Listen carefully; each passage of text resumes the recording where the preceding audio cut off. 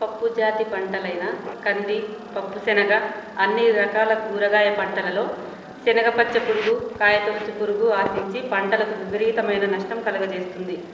దీనిని నివారించడానికి NPVH ద్రావణము తయారు చేసి పిచికారీ చేయాలి.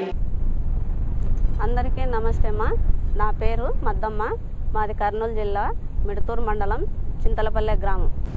శనగపచ్చ పురుగు, కాయతొలిచే పురుగు పంటపై ఆశించే విపరీతమైన నష్టము చేస్తుంది. పురుగు పూత, పిందె, కాయ దశలలో ఆశిస్తుంది.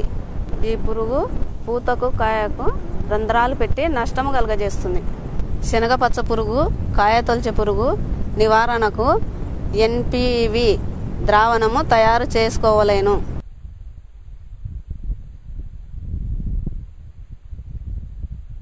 గాలిలో వైరస్ ఉంటుంది. ఆ వైరస్ సోకి పురుగులు తలకిందులుగా వేలాడుతూ చనిపోతాయి.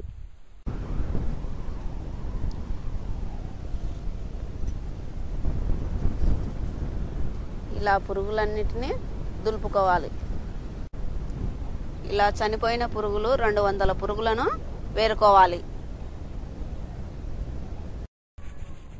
ఇలా 200 ఏరిన పురుగులను రోట్లో వేసి నున్నగా రుబ్బుకోవాలి.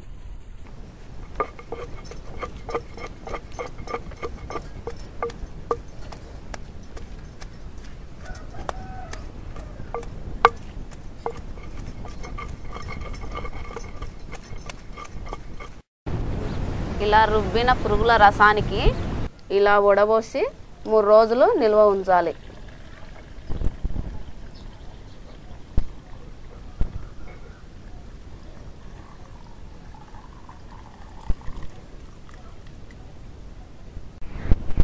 ఇది వడబోసిన కషాయం. 3 రోజులు నిల్వ ఉంచిన కషాయాన్ని 100 లీటర్ల నీటిలో కలపాలి. కలిపిన నీటిని స్పేర్లో పోసుకోవాలి.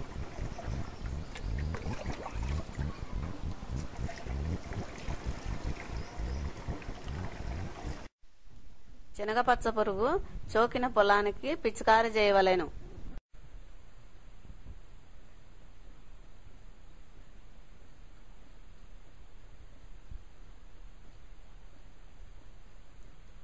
కంది పంటకు పిచికారీ చేయాలి.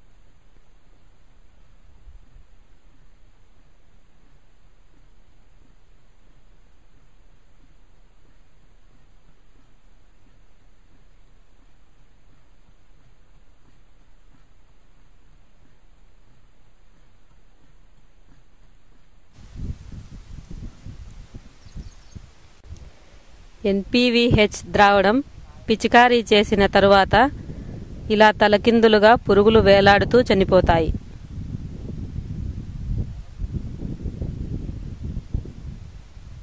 మందు కొట్టిన తర్వాత ఇలా చనిపోయి వేలాడుతుంటాయి.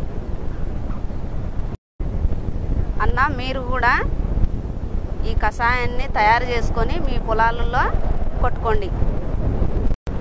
అన్న, మనం ఈ కషాయాన్ని కొట్టుకుంటే మనకు లాభదాయకంగా ఉంటుంది. ఈ కషాయాన్ని ఎక్కువ ఖర్చు ఏముండదన్న, తక్కువ ఖర్చుతోనే మనము మందు పిచికారీ చేసుకోవచ్చు. అమ్మ, ఈ కషాయము బాగా పనిచేసింది.